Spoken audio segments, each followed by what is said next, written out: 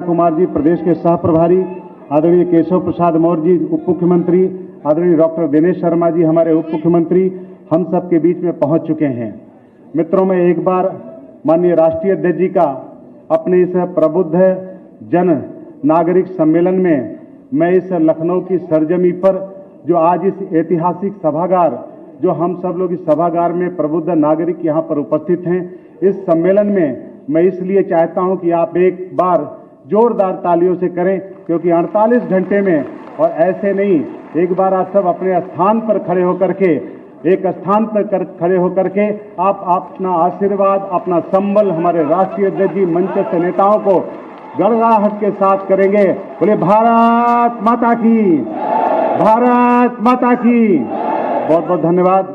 मैं आग्रह करूंगा अपने भारतीय जनता पार्टी के यशस्वी राष्ट्रीय अध्यक्ष आदरणीय जगत प्रकाश नड्डा जी, हमारे माननीय मुख्यमंत्री, यशस्वी मुख्यमंत्री आदरणीय योगी आदित्यनाथ जी, अपने प्रदेश अध्यक्ष माननीय प्रभारी राधा मोहन जी, और अपने आदरणीय दुष्यंत गौतम जी, माननीय सत्या कुमार जी, माननीय उप मुख्यमंत्री केशव जी, दिनेश जी, डॉक्टर श्यामा प्रसाद मुखर्जी, पंडित दीनदयाल उपाध्याय जी के चित्र पर दीप प्रज्वलन करके हमारे इस कार्यक्रम का विधिवत शुभारंभ करने का कष्ट करें। माननीय अरुण सिंह जी, ऐसे सभी मंचस्थ नेताओं से मैं निवेदन करूंगा कि आप दीप प्रज्वलन करके आज हमारे इस कार्यक्रम का शुभारंभ हो रहा है।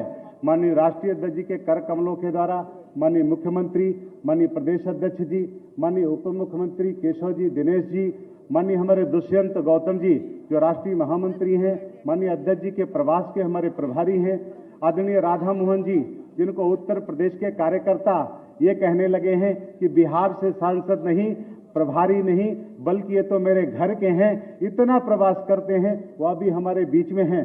सत्या कुमार जी हमारे राष्ट्रीय मंत्री, आपका भी पूरा हम सबको स्नेह मिलता है, वो हमारे बीच में हैं।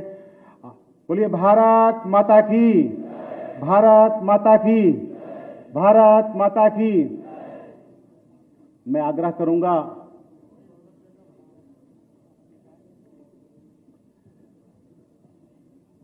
माननीय अपने उत्तर प्रदेश के मुख्यमंत्री आदरणीय योगी आदित्यनाथ जी एक पटका पहना करके राष्ट्रीय अध्यक्ष जी का स्वागत करेंगे, अभिनंदन करेंगे। पटका और बुके हमारे पुष्कर शुक्ला जी दे करके माननीय राष्ट्रीय अध्यक्ष जी का स्वागत, अभिनंदन माननीय मुख्यमंत्री जी पीछे आ जाओ कर रहे हैं। मैं चाहूंगा कि आप सब जोरदार तालियों से आपका स्वागत, अभिनंदन करेंगे। मैं इसी कड़ी में आग्रह करता हूं कि अपना माननीय हमारे अध्यक्ष जी लेकर के आएंगे महानगर के, माननीय प्रदेश अध्यक्ष जी, माननीय राष्ट्रीय अध्यक्ष जी को एकात्म मानववाद के प्रणेता, चरैवेति का मूल मंत्र देने वाले पंडित दीनदयाल उपाध्याय जी की प्रतिमा लेकर के आएंगे, और प्रतिमा दे करके और एक शाल दे करके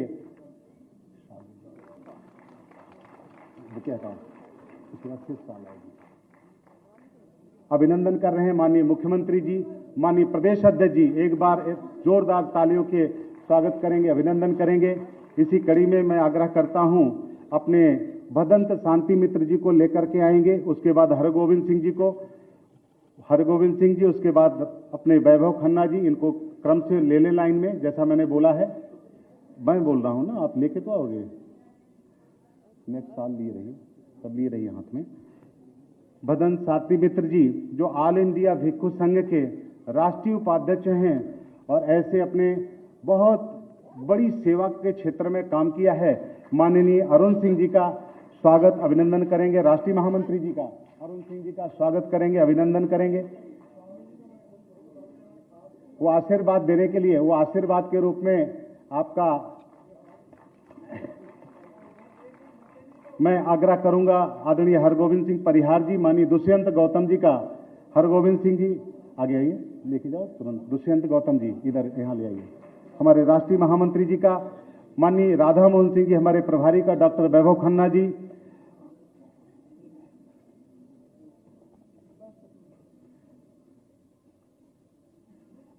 पटका पहना करके अभिनंदन कर रहे हैं। उत्तर प्रदेश के मुख्यमंत्री आदरणीय योगी आदित्यनाथ जी का वरिष्ठ पत्रकार के उपाध्याय जी पटका पहना करके स्वागत करेंगे। माननीय प्रदेश अध्यक्ष जी का स्वागत आदरणीय दुर्गा चरण मिश्र जी जो रिटायर्ड आईजी हैं, प्रशासनिक सेवा में उन्होंने बहुत ही अपना योगदान किया है। वो माननीय प्रदेश अध्यक्ष आप मुख्यमंत्री जी का स्वागत कर रहे हैं। डॉक्टर के उपाध्याय जी, आप माननीय प्रदेश अध्यक्ष जी का स्वागत करेंगे। आप लोग बताने के लिए रहो ना, आज मुकेश जी आप भी आ जाओ। अपने बीच में माननीय सत्या कुमार जी हैं जो हमारे सह प्रभारी हैं। विशाल सिंह जी जो हमारे प्रसादम फूड के फूडमैन के नाम से प्रसिद्ध हैं, ऐसे एनजीओ के क्षेत्र में काम करते हैं विशाल सिंह जी। ऐसे डिप्टी सीएम अपने केशव जी का प्रोफेसर ब्रजेश कुमार शुक्ला जो पद्म श्री सम्मानित हैं, अध्यक्ष कला संकाय लखनऊ विश्वविद्यालय, वो अपने माननीय विशाल सिंह जी सत्या कुमार जी का अभिनंदन कर रहे हैं पटका पहना करके। प्रसादम फूड से आपका है। केशव जी का माननीय हमारे उप मुख्यमंत्री जी का ब्रजेश शुक्ला जी लेके जाइए मुख्यमंत्री जी के पास। ऐसे डॉक्टर दिनेश शर्मा जी का हमारे colonel summer Vijay Singh ji retired colonel हैं, वह माननीय उप मुख्यमंत्री केशव जी का स्वागत अभिनंदन करेंगे। बस हो गया, आप जाओ ना वहां जाके, आप नीचे आ जाइए। ठीक, आप जाइए, वो जा रहे हैं। मित्रों, आप सब आज बहुत समय से उपस्थित हुए। मैं कहना चाहूंगा कि 5 बजे का समय निर्धारित था, 5 बजे पूरे सभागार में लोग उपस्थित हो गए। मैंने सोशल डिस्टेंसिंग का अनुरोध किया था, लेकिन सोशल डिस्टेंसिंग का अनुरोध देख सकते हैं कि क्रॉस पर भी लोग बैठना प्रारंभ कर दिए। लोग, हमने कहा बालकनी में जाओ, बोले नहीं मैं खड़े होकर के स्वागत करूंगा, अभिनंदन करूंगा। लेकिन मैं आग्रह करना चाहूंगा कि सोशल जरूर बना रहे, डिस्टेंसिंग भले समाप्त कर दिया है। आज हमारे इस प्रबुद्ध नागरिक सम्मेलन में हमारे राष्ट्रीय अध्यक्ष जी यहाँ पर उपस्थित हैं। मैं उनके स्वागत संबोधन के लिए अपने भारतीय जनता पार्टी के उत्तर प्रदेश के यशस्वी अध्यक्ष, जिनको मैं जानता हूं कि चरैवेती के मूल मंत्र पर काम करते हुए प्रवास उनका निश्चित रहता है और कार्यकर्ता का परिचय और सुबह 6 बजे से रात के 1 बजे तक कार्यकर्ता के लिए दरवाजा खोल करके रखते हैं। ऐसे अपने आदरणीय स्वतंत्र जी आए, माननीय राष्ट्रीय अध्यक्ष जी और मंच नेताओं का स्वागत करते हुए अपना संबोधन देने का कष्ट करें। बहुत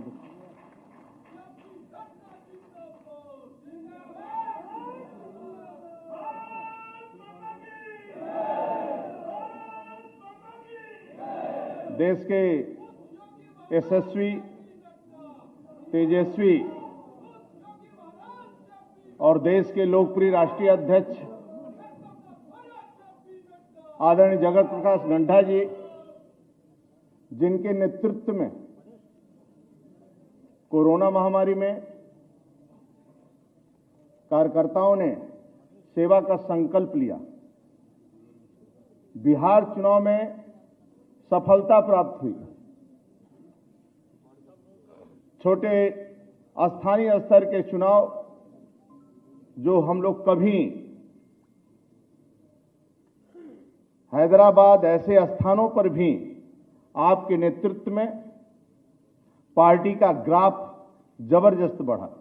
उपचुनाव भी राज्यों में जहां जहां हुए वहां भी जीत सुनिश्चित हुई। ऐसे लोकप्रिय, जिसके शरीर पर, जिसके कुर्ते पर एक भी दाग नहीं है, अन्य पार्टियों के राष्ट्रीय अध्यक्षों को उठाइए और भारतीय जनता पार्टी के राष्ट्रीय अध्यक्ष को उठाइए, एक तराजू पर रख दीजिए आदरणीय नड्डा जी को और सपा, बसपा, कांग्रेस या अन्य पार्टी के राष्ट्रीय अध्यक्षों को उठाकर रख दिए। मित्रों, गरीब के लिए, किसान के लिए, सरदारों के लिए या समाज के सभी वर्गों के लिए अपने जीवन को सेवा के लिए समर्पित कर दिए हैं, ऐसे आदरणीय नड्डा जी के लिए मैं आग्रह करूंगा, एक बार जोरदार तालियों के गड़गड़ाहट से स्वागत करें। आपने देखा है सपा बसपा को, एक परिवार मिलकर पूरे राज्य को लूटता है, पूरा खानदान लूटता है।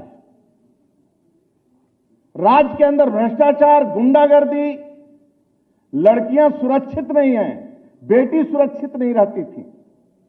उस राज्य के ऐसे लोकप्रिय मुख्यमंत्री जिसके परिवार का एक सदस्य सरकारी गाड़ी में नहीं बैठता है, पूरा जीवन गांव गरीब किसान के लिए और गुंडागर्दी करने वाले जो AK-47 लेकर घुमा करते थे सड़कों पर,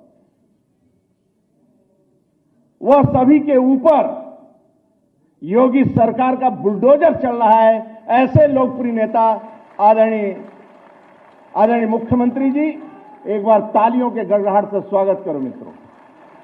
मंच पर विराजमान आदरणीय राधा मोहन जी हमारे प्रदेश के प्रभारी हैं, आदरणीय अरुण सिंह जी प्रदेश के राष्ट्रीय महासचिव, आदरणीय दुष्यंत सिंह जी,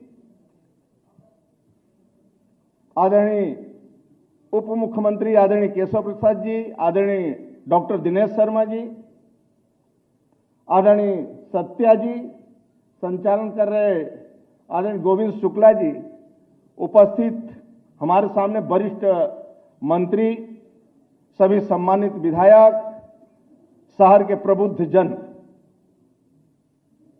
मित्रों,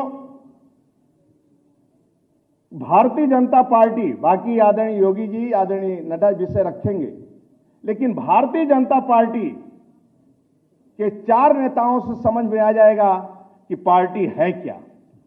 डॉक्टर श्यामा प्रसाद मुखर्जी जो राष्ट्र की एकता के लिए शहादत दिए, उसके बाद आदरणीय पंडित दीनदयाल उपाध्याय काम करते हुए मुगलसराय रेलवे स्टेशन पर हत्या हुई, देश के गौरव अटल बिहारी वाजपेयी देखने गए। जब देखा, उन्होंने कहा सूर्य ढल गया, तारों की रोशनी में ही मार्ग ढूंढना पड़ेगा। ढूंढते ढूंढते एक समय ऐसी परिस्थितियां आई जब 2 सीटें केवल भारतीय जनता पार्टी के पास थी। देश के गौरव अटल बिहारी वाजपेयी ने कहा सूर्य अंधेरा छटेगा, सूरज निकलेगा और कमल खिलेगा। 14 साल के बाद देश में कमल खिला दिया मित्रों, सड़कों का जाल फैला दिया,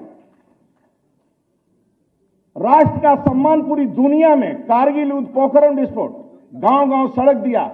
लेकिन सोनिया झूठा नंबर 1, उसने कहा शाइनिंग इंडिया कहां है, राम कहां है, राम सेतु कहां है। लोग गुमराह हुए मित्रों, और देश के गौरव अटल बिहारी वाजपेयी दोबारा नहीं आए। फिर अपने सोनिया के कारण बिस्तर पर लेटे, फिर खड़े नहीं हुए, फिर एक चाय बेचने वाला देश का नेतृत्व किया। और आप देख रहे हैं आदरणीय नरेंद्र मोदी जी के कामों को देख रहे हैं। बस इतना कहूंगा मित्रों आप सबसे, उस पार्टी के जो लोकप्रिय नेता विश्व के अंदर आदरणीय मोदी जी, उस पार्टी के राष्ट्रीय अध्यक्ष आदरणीय नड्डा जी हम सबके बीच में आए हैं मित्रों। इसलिए चारों नेता आज देश का नेतृत्व कर रहे हैं। कभी कभी कुछ हो जाता है मित्रों, ऐसा पवित्र संगठन नहीं मिलेगा इस देश के लिए, इस गरीब के लिए और भारत माता का दुनिया के अंदर जय जयकार करने के लिए। मात्र एक दल कोई है तो भारतीय जनता पार्टी है मित्रों, उसके नेता।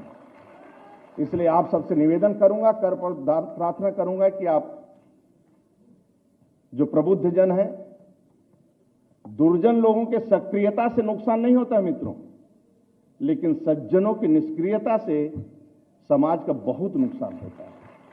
आप सब सज्जन लोग हैं, आप सक्रिय होकर आदरणीय मोदी जी, योगी जी, आदरणीय नड्डा जी के बताए हुए जो दिशा है उस पर काम करेंगे तो समाज का भी भला होगा, गरीब का भी भला होगा, व्यापारियों का भला होगा, आप सबका भला होगा। आप सबका हृदय से मैं स्वागत करता हूं, वंदन करता हूं। बहुत बहुत धन्यवाद। भारत माता की जय। वंदे मातरम। धन्यवाद माननीय अध्यक्ष जी। मित्रों, आज मैं अपने आज ऐसे यशस्वी मुख्यमंत्री जी को आमंत्रित करूंगा जिन्होंने कोरोना के काल में भी देश से जब मॉनिटरिंग हो रही थी तो मैं देख रहा था कि पूरे समय कोई दिन, एक दिन भी नहीं बचा कि समाज के अंतिम पायदान पर बैठा हुआ व्यक्ति कैसे उसके कल्याण के काम हो सके, उसको बेहतर सुविधाएं मिल सके, बेहतर स्वास्थ्य मिल सके, समाज के लोगों को कैसे सुरक्षा मिल सके, विकास के नए आयाम कैसे हम गठित कर सकें, कोरोना के काल में भी एक मजदूर से लेकर के इंडस्ट्री तक कैसे प्रभावित ना हो, इन सब की लगातार मॉनिटरिंग करते हुए इस उत्तर प्रदेश को पुनः उत्तम प्रदेश बनाने की दिशा में जिस प्रकार से काम किया, और यही नहीं कठोर से कठोर कदम भी अगर उठाना पड़ा तो उसके लिए काम किया। और मैं कह सकता हूं कि हम कहते हैं कि व्यवहार में उदारता और निर्णय में कठोरता, अगर ऐसा हमने मुख्यमंत्री देखा है तो माननीय योगी आदित्यनाथ जी आज हम सबके बीच में हैं। मैं अपने उत्तर प्रदेश के यशस्वी मुख्यमंत्री आदरणीय योगी आदित्यनाथ जी को आमंत्रित करता हूं कि लखनऊ की सरजमी जो श्रद्धेय अटल बिहारी वाजपेयी जी से बहुत जुड़ाव रखती है, आपका संबोधन हम सबको प्राप्त हो, प्रबुद्ध जन को संबोधन प्राप्त हो।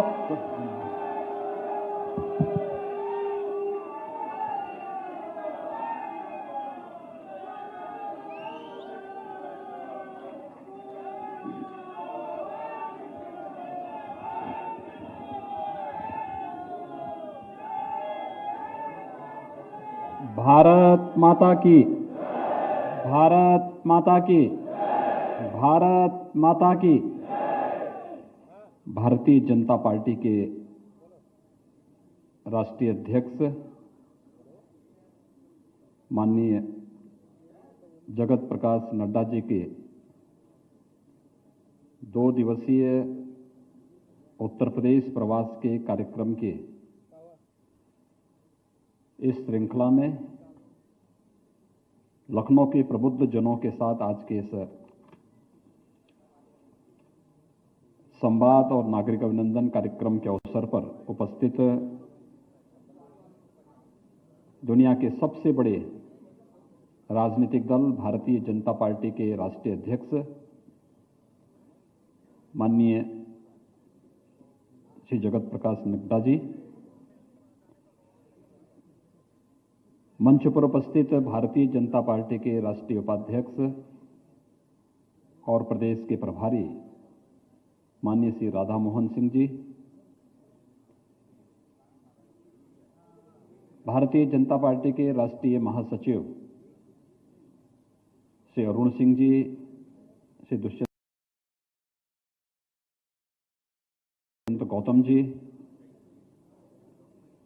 भारतीय जनता पार्टी के प्रदेश के अध्यक्ष माननीय श्री स्वतंत्र देव सिंह जी, प्रदेश के सह प्रभारी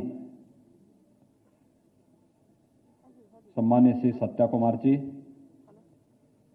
उत्तर प्रदेश सरकार में मेरे वरिष्ठ सहयोगीगण उप मुख्यमंत्री द्वय श्री केशव प्रसाद मौर्य जी, डॉक्टर दिनेश शर्मा जी, आज के इस प्रबुद्ध सम्मेलन में उपस्थित लखनऊ के सभी विभिन्न क्षेत्रों से जुड़े हुए सभी प्रबुद्धजन, उपस्थित भाइयों बहनों, आप सबकी ओर से मैं अपने लोकप्रिय और कर्मठ राष्ट्रीय अध्यक्ष माननीय नड्डा जी का हृदय से स्वागत करता हूं, अभिनंदन करता हूं। यह हम सबका सौभाग्य है कि कोरोना वैक्सीन आने के बाद इस वैश्विक महामारी पर पूरी तरह मानवीय नियंत्रण होगा, एक विश्वास अब जागृत हुआ है देश के अंदर भी, दुनिया के अंदर भी। लेकिन आदरणीय प्रधानमंत्री मोदी जी के नेतृत्व में कोविड मैनेजमेंट कैसे होता है, आपदा प्रबंधन का कार्य कैसे किया जाना चाहिए, दुनिया ने प्रधानमंत्री मोदी जी के यशस्वी नेतृत्व में यह जाना, सीखा। लेकिन साथ साथ राजनीतिक दल संगठन को सेवा का पर्याय बनाएंगे, दुनिया के लोकतंत्र पर विश्वास करने वाले दलों के सामने माननीय नड्डा जी ने संगठन को सेवा का पर्याय बना करके प्रधानमंत्री मोदी जी के यशस्वी नेतृत्व में इसका भी एक आदर्श प्रस्तुत किया है। हम सब जानते हैं कि कोरोना से मृत्यु दर न्यूनतम है, लेकिन संक्रमण तीव्रतम, और संक्रमण की चेन को हर हाल में रोकना ये इसके प्राथमिक बचाव का उपाय था, और इसीलिए लॉकडाउन की कार्रवाई करनी पड़ी थी। उसके बाद भी प्रतिबंध लगाए गए थे जिससे अधिक से अधिक लोगों को बचाया जा सके। प्रधानमंत्री मोदी जी के नेतृत्व में भारत 135 करोड़ की आबादी का देश सफलतापूर्वक इतनी बड़ी आबादी को बचाने में भारत सक्षम रहा।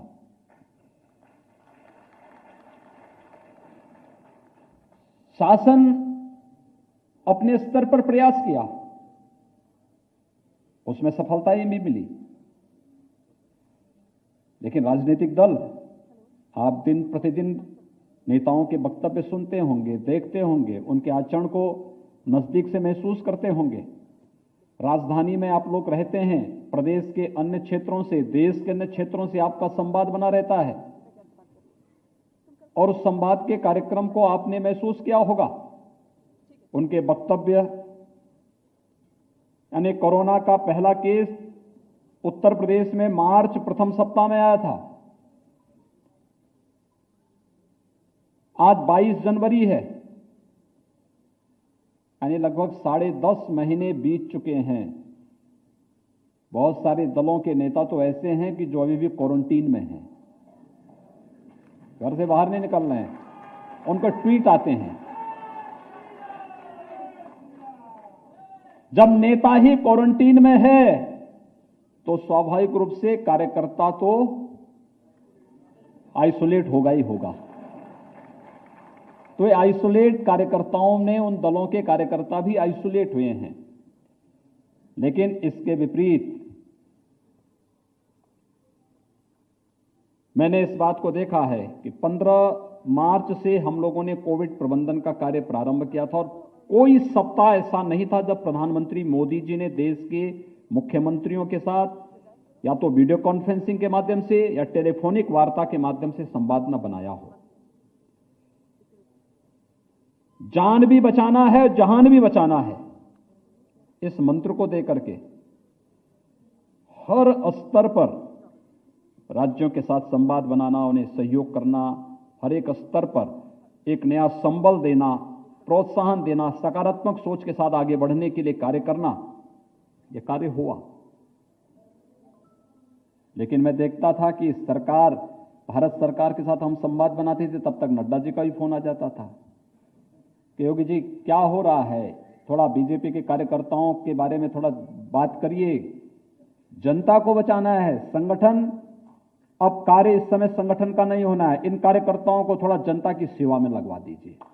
संगठन के साथ स्वतंत्र देव जी से बात करिए, कार्यकर्ताओं के साथ। आपको याद होगा कि मैंने एक सप्ताह के अंदर ही, जब माननीय नड्डा जी ने मुझे कहा कि मैंने वर्चुअल संवाद बनाया था, एक साथ 43,000 बूथ अध्यक्षों के साथ सीधे मैंने संवाद बनाया था और वो पहला वर्चुअल संवाद था उत्तर प्रदेश के अंदर। यह कार्य पद्धति एक एक कार्यकर्ता को, भाई संगठन की बात इस समय मत करो, सेवा कितना आप कार्य कर सकते, अपने घर से कितना भोजन के पैकेट आप ला सकते हैं। जो लोग, जिसको भोजन नहीं मिला है, ये जो अभूतपूर्व कार्य हुआ सेवा का, और कहा कि नहीं, इस समय सेवा ही हमारा संगठन है। ये जो मंत्र उस समय आदरणीय प्रधानमंत्री जी की प्रेरणा से हमारे राष्ट्रीय अध्यक्ष जी ने दिया, हम लोगों को बहुत सहायता उससे मिली। क्योंकि उत्तर प्रदेश जैसे राज्य में, 24 करोड़ की आबादी के राज्य में, यह कठिन था कि हम सरकारी मशीनरी से एक साथ हर एक घर तक सहायता पहुंचा सकें। लेकिन जब एक एक कार्यकर्ता, एक एक प्रबुद्धजन, एक एक स्वयंसेवी संगठन खड़ा हो गया और साथ में आकर के सरकार के साथ कदम से कदम मिलाता हुआ दिखाई दिया, तो उत्तर प्रदेश ने सफलतम मॉडल खड़ा कर दिया कि कोरोना प्रबंधन का सफलतम मॉडल कैसे हो सकता है। यह आप सबके सामने है, देश के सामने है, दुनिया के सामने भी है। और यही राजनीतिक दल की कसौटी है। एक राजनीतिक दल को किस रूप में कार्य करना, स्वयं के लिए कार्य करना है, केवल सत्ता में बने रहने के लिए कार्य करना है, या जो इससे पहले की परिपाटी चली आ रही थी। लखनऊ में तो आप सब जानते हैं, 15 वर्षों में राजनीतिक दलों ने, इससे पहले आप ज्यादा पुराने समय में ना भी जाएं, 2004-3 से लेकर के 2017 के बीच में क्या नहीं हुआ था, क्या कुछ नहीं होता था। लेकिन उन सब से अलग हट करके राजनीति में भी आएंगे तो मूल्यों और आदर्शों के साथ आएंगे। जो चुनाव के पहले कहेंगे वह चुनाव के बाद उसको हकीकत में बदलने का कार्य भी करेंगे। आपको ये सब दिखाई दे रहा होगा। देश के अंदर आज जो अभूतपूर्व समर्थन प्रधानमंत्री मोदी जी के प्रति तमाम दुष्प्रचारों के बावजूद भी देश की जनता का आशीर्वाद प्रधानमंत्री मोदी जी के साथ जुड़ रहा है, उसके पीछे यह एक विश्वास है कि मोदी जी जो कहेंगे। आपने देखा होगा दुनिया के अंदर जब अमेरिका के अंदर लॉकडाउन हुआ, जनता सड़कों पे आ गई। कुल 33 करोड़ की आबादी का लोकतंत्र है अमेरिका, और भारत 135 करोड़ की आबादी का लोकतंत्र है। और प्रधानमंत्री मोदी जी ने कहा कि थाली बजानी है तो एक गरीब की एक झोपड़ी में रहने वाला इंसान हो या किसी बड़े प्रासाद में रहने वाला कोई व्यक्ति हो, हर व्यक्ति थाली लेकर के अपने घर के सामने बजा रहा था। प्रधानमंत्री मोदी जी ने कहा अपने घर में एक एक दीप जलाओ। हर व्यक्ति अपने घर में एक दीप जला करके देश की एकता का संदेश दे रहा था। यह है भारत के अंदर लोकतंत्र का संदेश। और लोकतंत्र का वह संदेश इसलिए क्योंकि याद करिए 26 मई 2014 की वह तिथि जब देश के प्रधानमंत्री के रूप में श्री नरेंद्र मोदी जी ने शपथ ग्रहण की थी। और शपथ ग्रहण के समय उन्होंने इस बात को कहा था कि देश के अंदर गांवों के लिए, गरीब के लिए, किसान के लिए, नौजवान के लिए, महिलाओं के लिए कार्य करेंगे। बिना भेदभाव के शासन की योजनाओं को इस देश की जनता जनार्दन तक पहुंचाने का कार्य करेंगे, लेकिन किसी के साथ भेदभाव नहीं करेंगे। योजनाओं पे योजनाएं देते गए, गरीब के लिए, किसान के लिए, नौजवान के लिए, महिलाओं के लिए। एक लंबी फेहरिस्त है योजनाओं की, लंबी फेहरिस्त है। परसों 3 दिन पहले प्रधानमंत्री जी के कर कमलों से हमने प्रदेश के अंदर 7,10,000 परिवारों को प्रधानमंत्री आवास योजना एक आवास उपलब्ध कराया एक दिन में। कुल मिलाकर के उत्तर प्रदेश में कितने आवास अब तक हम लोगों ने पिछले 3 सालों में दिए हैं? शहर और ग्रामीण क्षेत्र दोनों को मिलाकर के देखेंगे तो यह संख्या बनती है 39 लाख। 39 लाख प्रधानमंत्री आवास उत्तर प्रदेश के अंदर या तो बन चुके हैं या बनने की प्रक्रिया के अलग अलग चरणों में चल रहे हैं। ये काम पहले भी हो सकता था। इन गरीबों के पास मकान नहीं थे, या मकान जर्जर थे, या झोपड़ी में रह रहे थे, खाना बदोश की जिंदगी जी रहे थे। लेकिन गरीब के मन में, गरीब के प्रति पीड़ा का भाव, उस गरीब के लिए आवास उपलब्ध कराने का कार्य, आवास का नाम अपने नाम से नहीं किया, आवास का नामकरण अपनी पार्टी के नेताओं के नाम से नहीं किया। प्रधानमंत्री एक संवैधानिक सत्ता है, प्रधानमंत्री के नाम पर यह आवास जाना जाएगा और देश की जनता देश की संवैधानिक सत्ता के प्रति सम्मान का भाव रखेगी।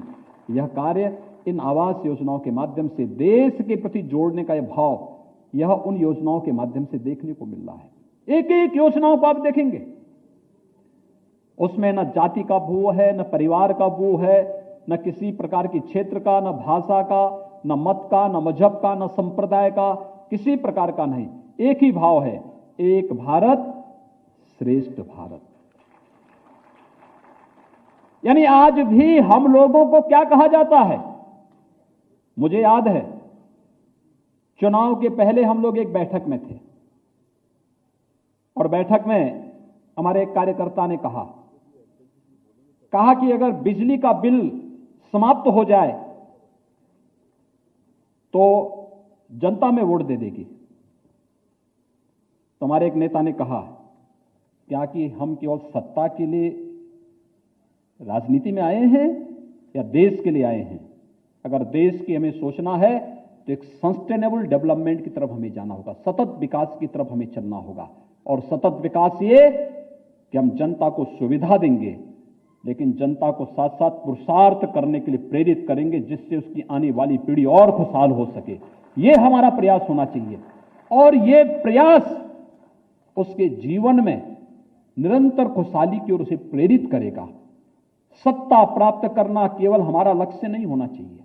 देश के बारे में हम सोचें, आने वाली पीढ़ी के उज्जवल भविष्य के बारे में हमें सोचना होगा, और इस उज्जवल भविष्य के बारे में सोच ही है जो हमें दुश्मन देश के घर में जाकर के सर्जिकल स्ट्राइक करने तक के लिए प्रेरणा प्रदान कर देती है। यह वही सोच है कि गलती की किसी और ने, लेकिन अगर हमारे नेता ने कभी संकल्प लिया था कि इस देश में एक विधान, एक प्रधान और एक निशान रहेगा, दो प्रधान, दो निशान और दो विधान नहीं चलेगा, तो उसको जब अवसर मिलेगा हम साकार करेंगे और कश्मीर से धारा 370 को हमेशा के लिए समाप्त करके देश के अंदर एक संदेश देने का काम भी किया है। यही कारण है कि चाहे वह किसी भी तबके के नागरिकों के लिए देख सकते हैं, योजनाओं का एक लंबा अंबार है, और खास तौर पर यहां पर जो प्रबुद्ध जन बैठा हुआ है, और मैं चाहूंगा आप प्रधानमंत्री मोदी जी के ट्विटर हैंडल पे देखते होंगे, नमो ऐप का अवलोकन करते होंगे, प्रधानमंत्री जी को ट्वीट और रिट्वीट करते होंगे। एक एक योजना के बारे में जानकारी आपको मिलेगी। देखेंगे आप किस रूप में कितनी बड़ी सोच देश के लिए। ये भारतीय जनता पार्टी की सोच है, और उस सोच को लेकर के आज भारतीय जनता पार्टी जब कार्य कर रही है तो उसी का परिणाम है। आपको याद होगा 2019 के लोकसभा चुनाव के पहले लोग कहते थे क्या राम जन्मभूमि का मुद्दा पार्टी रखेगी। हम लोग असमंजस में थे, हमसे कहा गया कोई वक्तव्य नहीं देना है,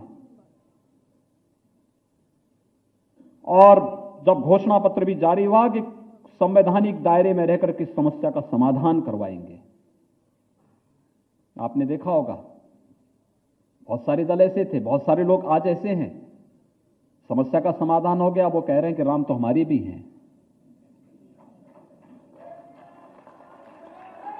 9 नवंबर 2019 के पहले वे लोग वक्तव्य देते थे कि न्यायालय में शपथ पत्र दाखिल करते थे, कहते थे इस समस्या का समाधान नहीं होना चाहिए, कोर्ट को इसको लंबा खींचना चाहिए। उससे पहले जब लोग सत्ता में थे तब कहते थे कि राम और कृष्ण तो मिथक हैं, ये वास्तविक हैं ही नहीं। और बहुत सारे लोग तो ऐसे भी कहते थे कि हम अयोध्या में परिंदा पर नहीं मार सकता है। अयोध्या में किसने क्या किया है हर व्यक्ति जान रहा है।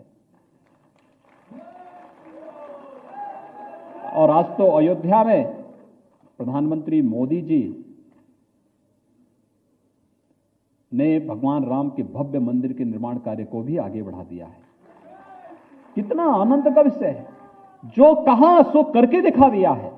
गरीब कल्याण के लिए, कोरोना प्रबंधन के माध्यम से, देश की सुरक्षा के मुद्दे को लेकर के, वैश्विक मंच में भारत की उपस्थिति को लेकर के आज भारत सॉफ्ट स्टेट नहीं बल्कि दुनिया का एक मार्गदर्शक स्टेट के रूप में दुनिया के सामने एक नए ओज और तेज के साथ, अपनी एक नई छाप के साथ दुनिया के सामने एक नए स्वरूप में सामने आया है, क्योंकि राजनीतिक दल ने उस प्रकार का नेतृत्व दिया है और भारतीय जनता पार्टी के कारण संभव हो पाया है। आज भारतीय जनता पार्टी के राष्ट्रीय अध्यक्ष माननीय श्री जेपी नड्डा जी का विगत 2 दिनों से संगठन को, सरकार के मंत्रियों को, कार्यकर्ताओं को, अलग अलग तबके के लोगों के साथ तो संवाद का कार्यक्रम था। उसी संवाद के कार्यक्रम में आज माननीय नड्डा जी का आगमन और यह संवाद का कार्यक्रम राजधानी के हमारे सभी प्रबुद्ध जनों के बीच में यहां पर प्राप्त हो रहा है। ऐसे यशस्वी पार्टी के राष्ट्रीय अध्यक्ष के रूप में उनका 1 वर्ष का कार्यकाल भी पूरा हुआ है। मैं इस अवसर पर आदरणीय नड्डा जी का हृदय से अभिनंदन करता हूं, उनका स्वागत करता हूं, उनके स्वस्थ दीर्घ जीवन और एक यशस्वी कार्यकाल की भी कामना करता हूं। और इस अवसर पर आदरणीय नड्डा जी को सादर आमंत्रित भी करता हूं कि वह अपना यशस्वी मार्गदर्शन लखनऊ के प्रबुद्ध जनों को दें और पार्टी के माध्यम से जो लोक कल्याण के विभिन्न प्रकार के कार्यक्रम कोटि कोटि कार्यकर्ता उनके मार्गदर्शन में कर रहे हैं, केंद्र की प्रदेश सरकारों की योजनाओं को आम जन तक पहुंचाने का कार्य कर रहे हैं और किस संकल्प के साथ कर रहे हैं, इस दृष्टि से यहाँ का प्रबुद्ध जन ये सब जानने का उत्सुक होगा। मैं एक बार फिर से आपका प्रदेश की राजधानी लखनऊ में हृदय से स्वागत और अभिनंदन करते हुए अपनी वाणी को विराम देता हूं। धन्यवाद। जय हिंद। धन्यवाद माननीय मुख्यमंत्री जी। मित्रों, आज मैं अपने यशस्वी राष्ट्रीय अध्यक्ष जी को आमंत्रित करूंगा। एक बार मैं कहना चाहूंगा कि आज देश नहीं दुनिया के अंदर सबसे अधिक सदस्यों वाली पार्टी, 18 करोड़ सदस्यों वाली पार्टी का नेतृत्व जिस प्रकार से माननीय राष्ट्रीय अध्यक्ष जी कर रहे हैं, अभी 1 वर्ष पूर्ण हुए हैं आपके राष्ट्रीय अध्यक्ष जी के रूप में कार्यकाल का काम करते हुए, और मैं कह सकता हूं 1 वर्ष कार्यकर्ताओं के लिए उपलब्धियों और चुनौतियों से भी भरा रहा है। मैं ऐसे राष्ट्रीय अध्यक्ष जी जिनके नेतृत्व में मैं कह सकता हूं कि बिहार में भी हमने सरकार बनाई और बिहार के साथ साथ हमने जिस प्रकार से मध्य प्रदेश में भी सरकार बनाई और उत्तर प्रदेश के उपचुनाव को भी हमने जीतने का काम किया और बंगाल में भी हम बहुमत की सरकार बनाने जा रहे हैं।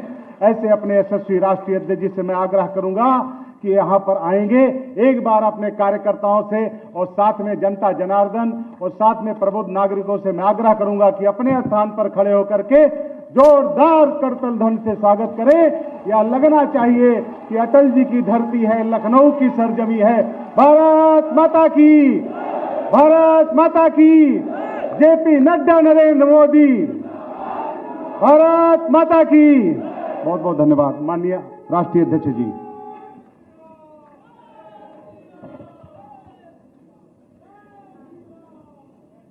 आज के इस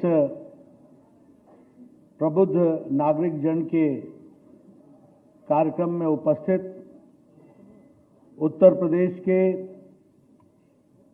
यशस्वी मुख्यमंत्री सम्मानीय योगी आदित्यनाथ जी,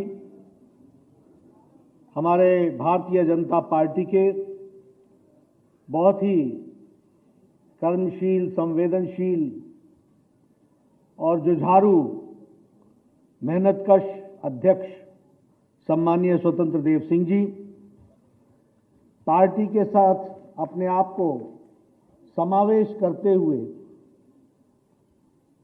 हमारे वरिष्ठ नेता और उत्तर प्रदेश के प्रभारी और बिहार से सांसद और पूर्व मंत्री सम्मानीय राधा मोहन सिंह जी, हमारे सह प्रभारी श्री वाई सत्या कुमार जी, जो हमारे यहाँ के राष्ट्रीय मंत्री और सह प्रभारी हैं, हमारे दिनेश शर्मा जी जो हमारे उप मुख्यमंत्री, केशव प्रसाद मौर्य जी हमारे उप मुख्यमंत्री, हमारे महामंत्री और आज के कार्यक्रम के मंच संचालक गोविंद शुक्ला जी, हमारे दुष्यंत जी राष्ट्रीय महामंत्री,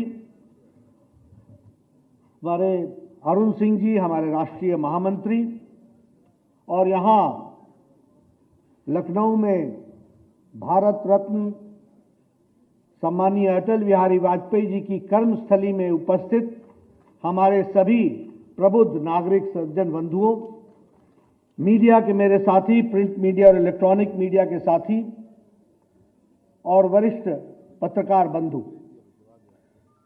मुझे आज भगवान श्री राम जी की जन्मस्थली उस प्रदेश में आने का मौका मिला। भगवान श्री कृष्ण भगवान जी की कर्मस्थली, हमारे महापुरुषों के द्वारा जो दुनिया को दृष्टि दी गई ऐसी कर्मस्थली में आने का सौभाग्य मिला है। मैं ऐसी धरती को नमन करता हूं और आशीर्वाद लेता हूं। महर्षि वेदव्यास जी की धरती, हमारे संत रविदास जी की धरती, और अगर हम वैचारिक पृष्ठभूमि पर देखें तो महामना पंडित मदन मोहन मालवीय जी की धरती, हमारे लाल बहादुर शास्त्री जी की धरती, हमारे वैचारक दृष्टि से कार्य को आगे बढ़ाने वाले सम्माननीय दीनदयाल जी की धरती और भारत रत्न अटल बिहारी वाजपेयी जी की कर्मस्थली को मैं नमन करता हूं और उनसे आशीर्वाद लेकर के आप सबसे अपनी वक्तव्य को शुरू करता हूं।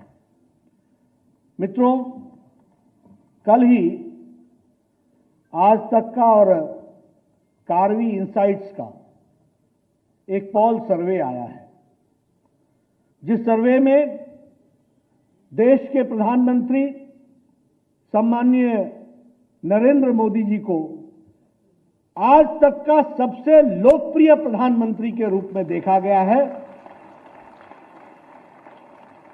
और उनको लोकप्रियता सबसे अधिक हमको देखने को मिली है। साथ ही साथ दूसरे नंबर पर सबसे लोकप्रिय प्रधानमंत्री आजाद भारत में भारत रत्न श्रीमान अटल बिहारी वाजपेयी जी को मिला। उसके बाद काफी नीचे आकर के नंबर आता है इंदिरा गांधी जी का और सबसे अंत में आता है जवाहरलाल नेहरू जी का। ये पॉल सर्वे में एक बात और देखने की है,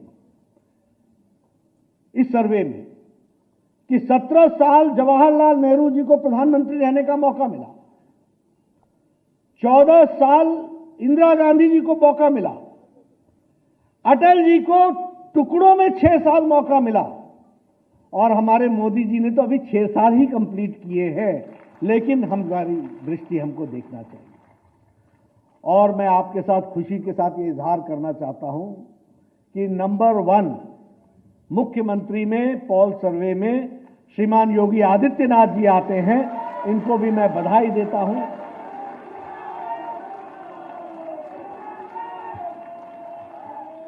इनको भी जहां मैं बधाई देता हूं, वहीं हम सब लोगों को ये सोचने के लिए,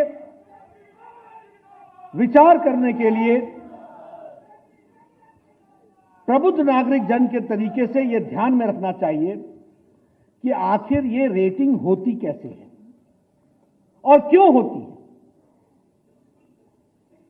मित्रों, जो काम, चुनाव तो बहुत लोग जीतते हैं, सरकारें तो बहुत लोग बनाते हैं, नेता तो बहुत लोग बनते हैं, मंत्री और मुख्यमंत्री और प्रधानमंत्री भी बहुत बनते हैं, लेकिन जो जनता के साथ जुड़ करके दिन रात एक करके जनता की तस्वीर और तकदीर बदलता है, उनको आगे इस तरीके का स्थान मिलता है।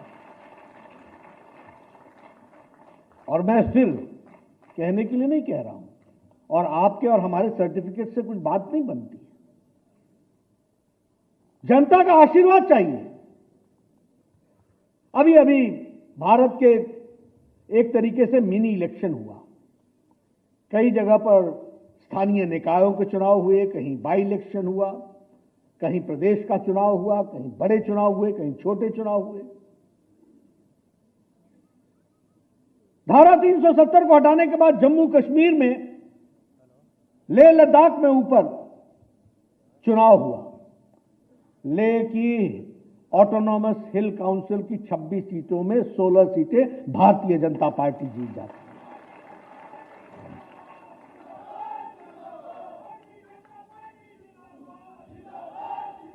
नरेंद्र मोदी जी के दृढ़ संकल्प ने, इच्छा शक्ति ने और अमित शाह जी की रणनीति ने जम्मू कश्मीर की धारा 370 को धाराशाही कर दिया। वर्षों से हम नारे लगाते थे, एक देश में 2 निशान, 2 विधान, 2 संविधान, 2 प्रधान नहीं चलेंगे, लेकिन रणनीति के तहत यह धाराशाही हुआ। क्या कहा कांग्रेस ने? खून खराबा हो जाएगा, खून की नदियां बहेंगी, गुपकर का रिजोल्यूशन, प्रस्ताव, इकट्ठे हो जाओ। कोई चीन की बात करे, कोई बोले ये झंडा तो तब उठाऊंगा जब ये झंडा की बात बनेगी। और कहा चुनाव में आना, चुनाव में देखेंगे। वहां के चुनाव के नतीजे ने बता दिया है कि कांग्रेस, नेशनल कॉन्फ्रेंस और पीडीपी तीनों इकट्ठी होकर के आ जाए, बीजेपी उनके वोट शेयर में आगे निकल गई। ये हमको ध्यान में रखना चाहिए। बांदीपुरा में हम जीते, श्रीनगर में हम जीते। ये कौन से इलाके हैं? जम्मू कश्मीर में हम जीते और सबसे ज्यादा सीटें लेकर के आई तो भारतीय जनता पार्टी लेकर के आई है, हमको समझना चाहिए। कहां गए वो खून खराबे वाले? क्या कहते थे, क्या विचार था? वहां से लेकर के आप नीचे आ जाइए, तेलंगाना की बात करते हैं। तेलंगाना में दुबाका सीट का बाई इलेक्शन था। ऊपर मुख्यमंत्री की सीट है, उस दुबाका के ऊपर बाएं तरफ बेटे की सीट है और नीचे दामाद की सीट है, तीन तरफ से घिरा हुआ है। और बीजेपी ने बाई इलेक्शन में दुबाका में धमाका कर दिया। यह हमको ध्यान रखना चाहिए। सरकार उनकी, दामाद मंत्री, बेटा मंत्री, खुद मुख्यमंत्री, और भारतीय जनता पार्टी का कमल वहां खिलता है। हैदराबाद में हमारे पास 4 सीटें थी, चुनाव हुआ, हम 48 सीट जीत करके आए, 48 सीटें जीत कर। कर्नाटक में हम लोगों ने 18,000 वार्ड जीत लिए, मैक्सिमम नंबर। कर्नाटक में 2 विधानसभाओं की सीट हुई, दोनों की दोनों विधानसभा की सीट बीजेपी ने जीती। मध्य प्रदेश में 28 में से 22 सीटें जीत ली। उत्तर प्रदेश में से 7 में से 6 सीटें जीत ली। और वो कौन सी सीट थी सतदेव जी, जो हमने कभी नहीं जीती थी? बांगरमऊ। 6 हमारी सीट थी, 6 की 6 हमने जीती। बिहार का चुनाव बड़े इंतजार कर रहे थे, आ गया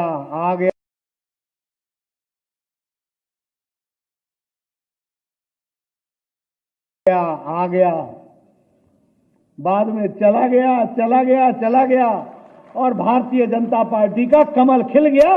सबसे हाई स्ट्राइक रेट रही तो वो भी हमारी बिहार में रही। मणिपुर में 5 में से 4 सीटें बीजेपी जीतती है।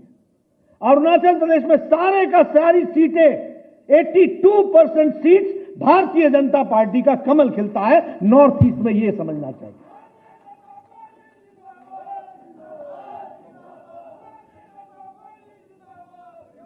गुजरात में 8 में से 8 सीटें बीजेपी की और ये 8 सीटें कांग्रेस की थी, ये भी बीजेपी ने जीत ली। सिलवासा में सारी सीटें बीजेपी ने जीती। राजस्थान में कहते थे किसान है यहां पर, गांव का चुनाव हुआ, भारतीय जनता पार्टी वहां भी विजयश्री हुई। यह हमको ध्यान में रखना चाहिए। इसलिए मित्रों, और ये कैसे हुआ, क्यों हुआ? ये इसलिए हुआ कि भारतीय जनता पार्टी के नेतृत्व, मोदी जी के नेतृत्व में देश को एक मजबूत नेतृत्व मिला और प्रदेशों में उसका परिवर्तन करने के लिए हमारे नेतृत्व, फिर वो योगी जी हो, फिर चाहे प्रदेश के अन्य नेता हो, उन सब लोगों ने मिलकर मेहनत की, जिसका उसमें से उसका निचोड़ निकला। ये हमको देखिए समझना चाहिए।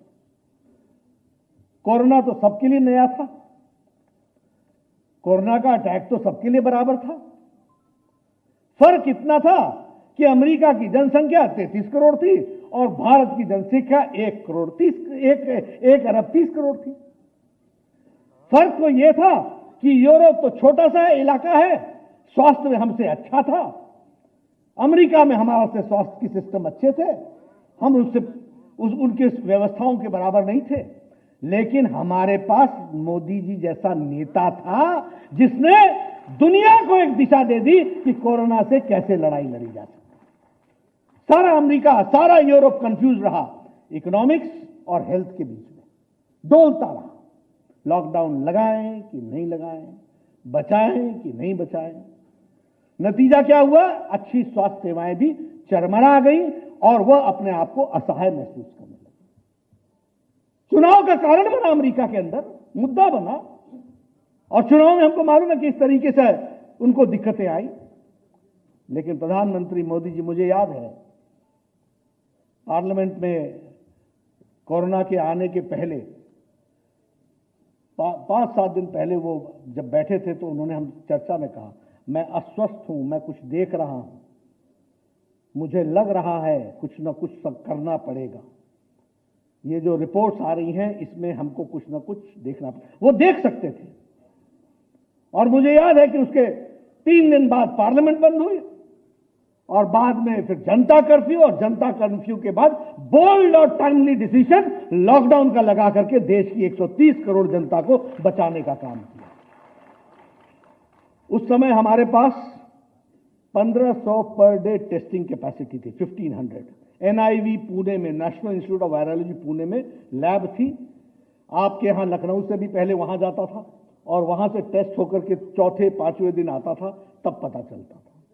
लॉकडाउन लगा, देश को तैयार किया गया और आज हम कह सकते हैं कि 10 लाख कोरोना की टेस्टिंग की कैपेसिटी भारतवर्ष में है और आपके उत्तर प्रदेश में 1.5 लाख प्रतिदिन टेस्टिंग कैपेसिटी है। यह हमको समझना चाहिए। यह है लॉकडाउन की खूबी, यह है बोल्ड डिसीजन और यह है उन चीजों को ठीक करने का रास्ते। उस समय हमारे पास टेस्टिंग लैब्स 150 थी, आज हमारे पास टेस्टिंग लैब्स 2096 है, 2096 है। उस समय कोविड हॉस्पिटल्स जो थे वो एक भी डेडिकेटेड हॉस्पिटल नहीं था। आज 1500, 1550 यानी 1543 हमारे पास कोविड के हॉस्पिटल्स हैं। उसी तरीके से उस समय वेंटिलेटर एक भी भारत में नहीं बनता था। आज 3 लाख वेंटिलेटर आत्मनिर्भर भारत में बन रहे हैं। उस समय पर्सनल प्रोटेक्शन इक्विपमेंट बाहर से आता था, आज 5 लाख पर्सनल प्रोटेक्शन इक्विपमेंट प्रतिदिन बन रहे हैं। यह कोविड में भारत को तैयार करने का काम प्रधानमंत्री मोदी जी ने किया। ये छोटी घटना नहीं है। और देखिए, नेतृत्व ऐसा कि लाल बहादुर शास्त्री जी के बाद अगर किसी की बात किसी ने सुनी इस लेटर और स्पिरिट में, तो वो नरेंद्र मोदी जी की बात सारे भारत ने एक साथ सुनी और यह कोविड की लड़ाई में हम लोग सब कुछ साथ होकर के लड़े, ये हमको मालूम है। ये दीगर बात है कि कांग्रेस के लोगों को लगा लॉकडाउन क्यों लगाया, जब लगाया तो लॉकडाउन क्यों उठाया। ये बेचारे ऐसे ना कि सूरज क्यों उगा, अब अस्त क्यों हो गया। ये राजनीति का स्तर हो गया है।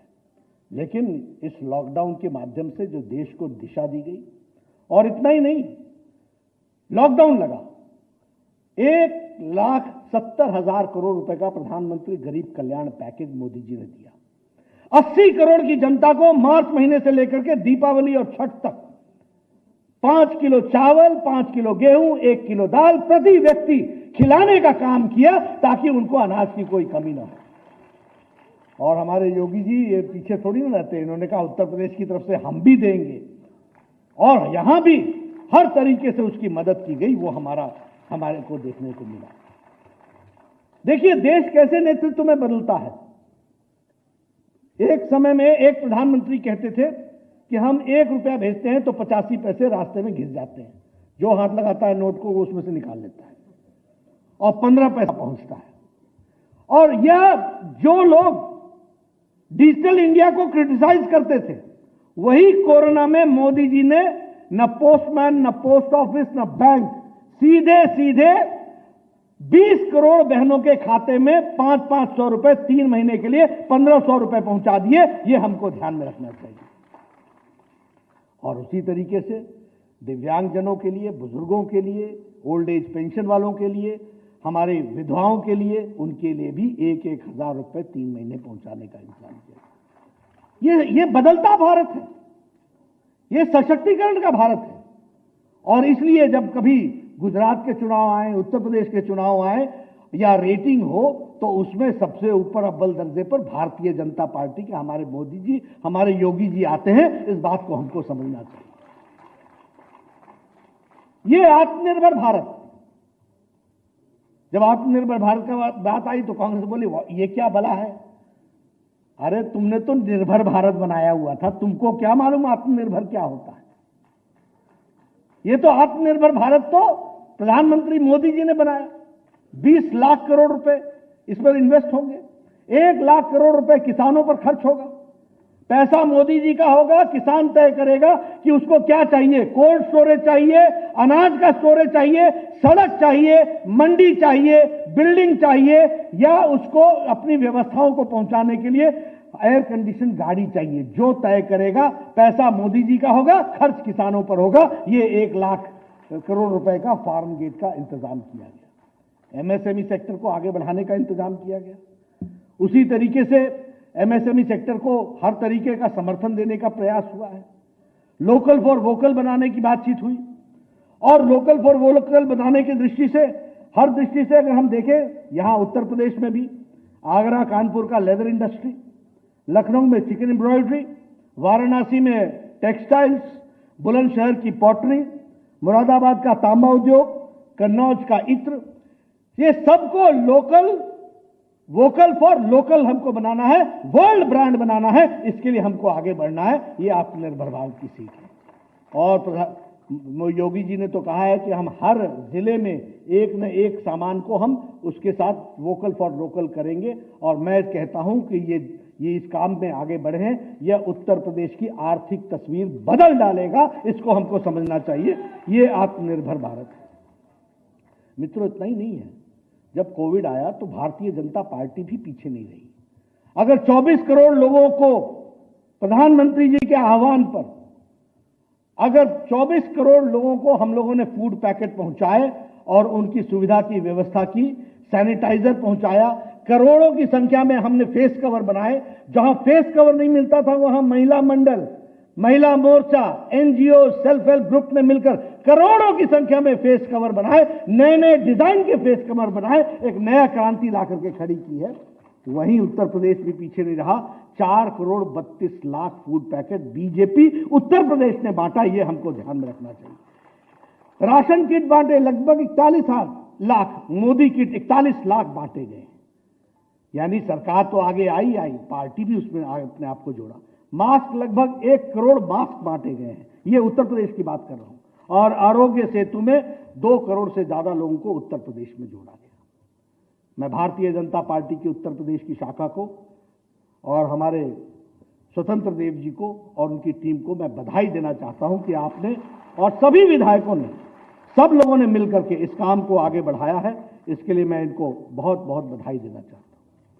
अगर मैं उत्तर प्रदेश की बात करूं तो इन्वेस्टर्स मीट जो हुआ उसमें लगभग 4 करोड़ 68 लाख करोड़ रुपए का एमओयू हुआ। मुझे बताया गया है कि 3 लाख करोड़ का जो एमओयू हुआ था वो उसका ग्राउंड ब्रेकिंग सेरेमनी होकर के काम शुरू हो गया है। मुझे यह भी बताया गया कि 33 लाख लोगों को इसमें रोजगार मिलेगा। ये बदलता उत्तर प्रदेश है जिसको हमको समझना चाहिए। और उसी तरीके से 8 लाख एमएसएमई सेक्टर के लोगों को भी इसमें अपनी इंडस्ट्री को आगे बढ़ाने का इंतजाम किया गया है, जिसको हम वोकल फॉर लोकल के साथ जोड़ सकते हैं। उसको भी हमको समझना चाहिए। मित्रों, जब स्वच्छ भारत का स्कीम प्रधानमंत्री जी ने लॉन्च की थी तो उस समय क्या बोलते थे, लाल किले के प्राचीर से खड़ा होकर के प्रधानमंत्री जी सफाई की बात कर रहे हैं। अरे तुम क्या जानो सफाई का अर्थ क्या होता है, स्वच्छ भारत का अर्थ क्या होता है, ये इज्जत घर का मतलब क्या होता है, ये टॉयलेट्स का मतलब क्या होता है, ये ओडीएफ का मतलब क्या होता है। लगभग 11 करोड़ टॉयलेट्स इस देश में स्वच्छ भारत के तहत प्रधानमंत्री मोदी जी ने बनाया है। और उत्तर प्रदेश में 1 करोड़ 95 लाख टॉयलेट्स बने, यानी 2 करोड़ टॉयलेट्स बने। और ये उत्तर प्रदेश की बहनों को सौगात भी है और यह उनके सशक्तिकरण का बहुत बड़ा परिवर्तन का माध्यम है, जिसको हमको समझना चाहिए। मित्रों, कहना अच्छा नहीं लगता, गांव का रहने वाला हूं, उत्तर प्रदेश की सड़कों पर बहुत बार घूमा हूं। लोग, बहनें हमारी सूर्योदय से सूर्यास्त का इंतजार करती थी अपने नित्य कर्म के लिए। क्या मैं सच बोल रहा हूं कि नहीं बोल रहा हूं? यह आजाद भारत की तस्वीर थी, 2014 तक की तस्वीर थी। उत्तर प्रदेश में 1 करोड़ 95 लाख इज्जत घर बने हैं, यानी 1 करोड़ 95 लाख बहनों को इज्जत देने के साथ साथ सम्मान देने का काम हुआ है। उसको हमको समझना चाहिए। और सारे देश में 11 करोड़। और आज India is total ODF free, 100% free. यह परिस्थिति आखिर की खड़ी। मैं तो स्वास्थ्य मंत्री रहा हूं, इसका असर डायरिया पर पड़ता है, इसका असर डिजीजेस पर पड़ता है, इसका असर जॉन्डिस पर पड़ता है, इसका असर वाटरबोर्न डिजीजेस पर पड़ता है। ये सिर्फ इसको आप इज्जत घर मत मानिए, इसको सिर्फ टॉयलेट मत मानिए। ये हेल्थ के लिए एक बहुत बड़ा सूचकांक है जो हेल्थ के इंडिकेटर्स को आगे ठीक करेगा। ये हमको समझना चाहिए। अगर मैं बात करूं जनधन योजना की, इसका भी मजाक बनाया गया। मोदी जी खाते खुलवा रहे हैं, मोदी जी खाते खुलवा रहे हैं। अरे मिसेस गांधी ने 1971-72 में बैंक नेशनलाइज किए थे, 71-72, और क्या कहा था कि यह गरीबों के लिए दरवाजा खुलेगा। क्या दरवाजा खुला कि गरीब इसकी दहलीज पार ही नहीं कर पाया, बैंक की दहलीज। गरीब तो गया ही नहीं वहां, गरीब तो रह गया सूदखोर के बीच में, उसी से पैसे लेता हुआ। आपको मालूम है 2014 में खाता धारक कितने थे? 2.25 करोड़, और आज लगभग 50 करोड़ खाता धारक है, और जनधन योजना में 40 करोड़ है। इस बात को हमको समझना चाहिए। 50 करोड़ है और इसमें 40 करोड़ इसके अंदर है जनधन खाते के तहत। और उत्तर प्रदेश में अगर मैं देखूं तो इसी में लगभग 7 करोड़ अकाउंट्स यहां पर खुले हैं। 7 करोड़ का कंट्रीब्यूशन हमारे उत्तर प्रदेश के किसानों ने किया है, उसको हमको समझना चाहिए। मैं अभी सुबह बूथ के फंक्शन में बोल रहा था, मैंने वहां भी कहा, मैं यहां भी कहूंगा, ये गैस का कनेक्शन सिर्फ गैस का कनेक्शन नहीं है मित्रों। आपको लगता होगा ये गैस का कनेक्शन है, और इसकी संख्या भी 8 करोड़ है, और उत्तर प्रदेश में यह संख्या 1,47,00,000 है जिन बहनों को गैस का कनेक्शन मिला है। मैं नहीं जानता आप लोग गांव के साथ कितना जुड़े हुए हैं, लेकिन मैं गांव से जुड़ा हुआ हूं। मुझे मालूम है कि हमारी बहनें सुबह 5 बजे उठ करके जंगलों में जाती थी, और जो गांव का रहने वाला होगा उसको जंगल से आवाज आती थी, ठक ठक ठक, लकड़ी काटी जाती थी। वो लकड़ी का बोझा लेकर के आती थी, घर में चूल्हा जलाती थी, लकड़ी गीली होती थी, धुआं बहुत छोड़ती थी, उस धुएं को अपने साथ जोड़ती थी, और तब सुबह की चाय घर वालों को पिलाती थी। ये कहानी गांव की है, और इतने पर भी रुक जाते तो भी मैं मानता। चलिए मैं आपको अपने गांव दिखाता हूं, और पुराने गांव में देखिएगा 20 साल 30 साल पहले कोई न कोई महिला किसी न किसी पेड़ से गिर करके या तो रीढ़ की हड्डी तोड़वाई बैठी थी या पांव की हड्डी तोड़वा करके बैठी थी। ऐसी स्थिति भी हमने देखने को मिली। और आज एनवायरमेंट भी क्लीन, जंगल भी लग रहे हैं, और साथ ही साथ हमारी बहनें भी 6 बजे सुबह उठ करके सिलेंडर का सिर्फ नॉब घुमाती हैं और चाय घर को पिला देती हैं। यह सशक्तिकरण होता है। और इतना ही होता तब भी मैं मानता हूं। देखिए इन सबके इफेक्ट को समझिए। यही आपको मालूम नहीं, लेकिन मेरे यहां तो हमारे घर के में काम करने वाली जो बहनें होती थी उनको हमने देखा है, चूल्हे से जब बाहर निकलती थी तो बाहर निकल करके आंखें आंसू बह रहे होते थे, नाक से पानी चल रहा होता था, और कम से कम 200 सिगरेट से 300 सिगरेट का धुआं अपनी छाती में वो ले चुकी होती थी, क्योंकि चूल्हे के बगल में बैठ के फूंक फूंक करके उसको आग जलानी पड़ती। वो कहानी भी हमने देखी। इसका असर उनके फेफड़ों में कितना पड़ता था, आगे चल करके फेफड़ों की बीमारियों में महिलाओं में कमी आएगी। इस बात को भी हमको समझना चाहिए, हेल्थ के इंडिकेटर्स को हमको समझना चाहिए। इसलिए मित्रों, अगर मैं हर दृष्टि से बात करूं, अगर मैं सौभाग्य योजना की बात करूं, लगभग उसमें भी आप देखिए 1,28,00,000 हाउस होल्ड को यूपी में बिजली का कनेक्शन दिया गया। 1,28,00,000, और सारे देश में 2,06,00,000 लोगों को यह कनेक्शन दिया गया। अब फिर मैं ये कहूंगा, मुझे नहीं मालूम आपको कितना मालूम है और आप कितना जुड़े। हमारे यहां जब गांव में कोई नया मकान बनाता था और उसका मकान अगर 50 मीटर दूर होता था, क्योंकि वो अपने खेतों में बनाएगा गांव में मकान, तो उसको बिजली का कनेक्शन लेना होता था, तो जेई पूछता था तार है तेरे पास? नहीं, तो बोला तार खरीद के आ। तो पहले तो 6 महीने इसी में दौड़ाता था कि हजूर मैं गरीब आदमी तार कहां से लाऊं। फिर बोलता था जूनियर इंजीनियर, अच्छा एक काम कर, आधी मैं दूंगा आधी तू खरीद ले। फिर बड़े रोप में ये भी कहते थे कि गांव वालों को बुलाना, खंबा ले जाना, खंबा वहां लगा देना, हमारा जेई आएगा बिजली का कनेक्शन दे जाएगा। ये होता था कि नहीं होता था? आज सौभाग्य योजना में मोदी जी ने कहा घर का कनेक्शन लगाने का काम आपका, और बिजली और खंबा देने का काम सरकार का, हम आपको बिजली लगाएंगे और 1,28,00,000 लोगों के घरों में उत्तर प्रदेश में बिजली का इलेक्ट्रिफिकेशन होगा। अब बिजली सिर्फ बिजली नहीं होती है, बिजली का मतलब विकास होता है, बिजली का मतलब पढ़ाई होती है, बिजली का मतलब टेलीविजन होता है, बिजली का मतलब फ्रिज होता है, बिजली का मतलब विकास के दृष्टि से उसके आयोजन होता है, ये एम्पावरमेंट होता है, जिस काम के लिए हम वर्षों तक वंचित रहते थे। 18,000 गांव 2014 तक बिजली के बगैर थे, 18,000 विलेजेस। मोदी जी ने तय किया कि 1,000 दिनों के अंदर ये सारे के सारे इलेक्ट्रिफाइड हो जाएंगे, हुए। जब नीतियां तय होती हैं और नीतियों को जब हम आगे बढ़ाते हैं तो उसमें से जरूर काम होकर के आगे बढ़ता है।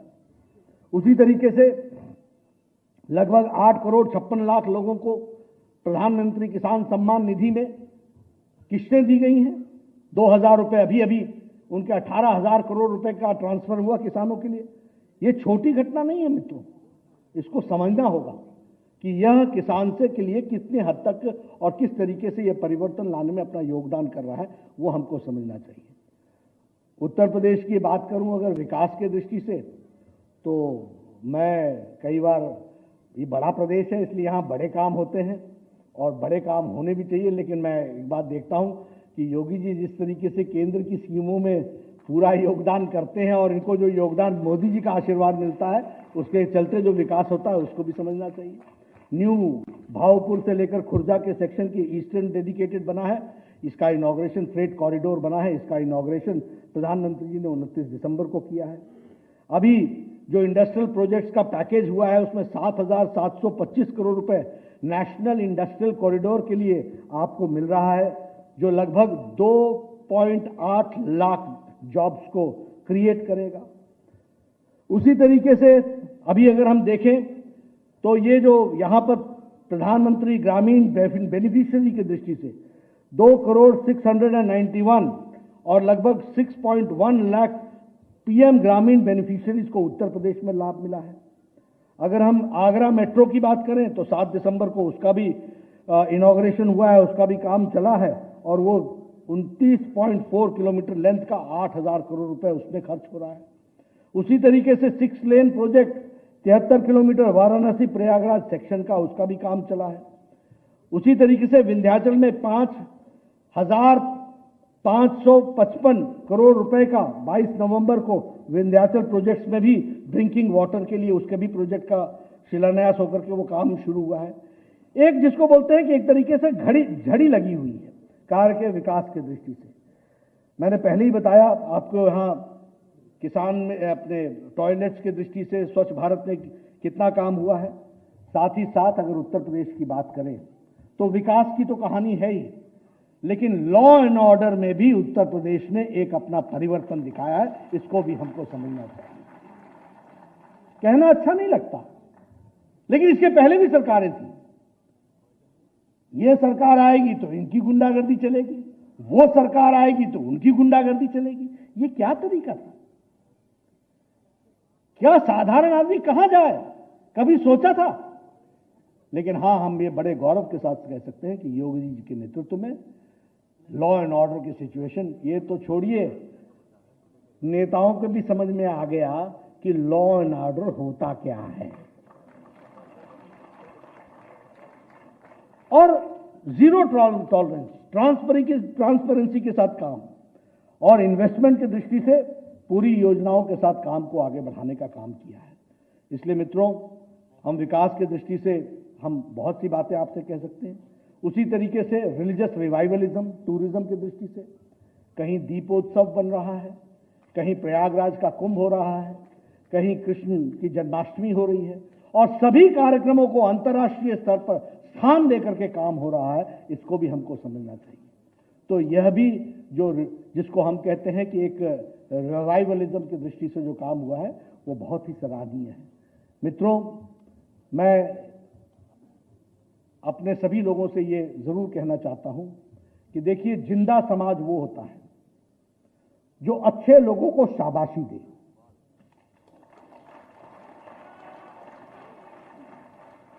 और जो गलत लोग हैं उनको घर में बैठने आने का इंतजाम करे। इसको जिंदा समाज कहते हैं। हम तो काम कर सकते हैं।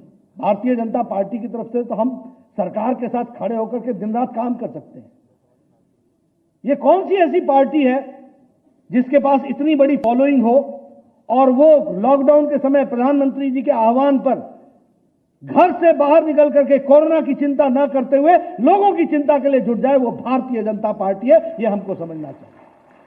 और छोटा काम नहीं किया। 25 करोड़, 20 करोड़ फूड किट और 25 करोड़ फूड पैकेट प्रतिदिन, घरों से 500-500 फूड पैकेट बनकर के निकलना और वो निकल करके लोगों तक देना। आपने तस्वीर देखनी,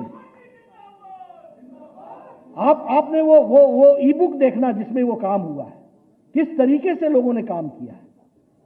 तो सारी पार्टियां, उस दिन तो लॉकडाउन थी, अभी तक लॉकडाउन है, सिवाय प्रेस कॉन्फ्रेंस करने के सिवाय और कुछ नहीं करते, कुछ नहीं करते, आज भी नहीं करते। इसलिए जिंदा समाज का काम है कि जो काम करते हैं उनको शाबाशी दें और इनको क्वारंटाइन और आइसोलेशन में रखें, इसकी भी चिंता आप करें, ये आपको ध्यान में रखने की जरूरत है। जो बोले सोनियाल, बोलो भारत माता की, भारत माता की। तो मित्रों, जय श्री राम। मित्रों, मैं आपसे एक ही निवेदन करने आया हूं। ये अटल जी की कर्मस्थली रही है।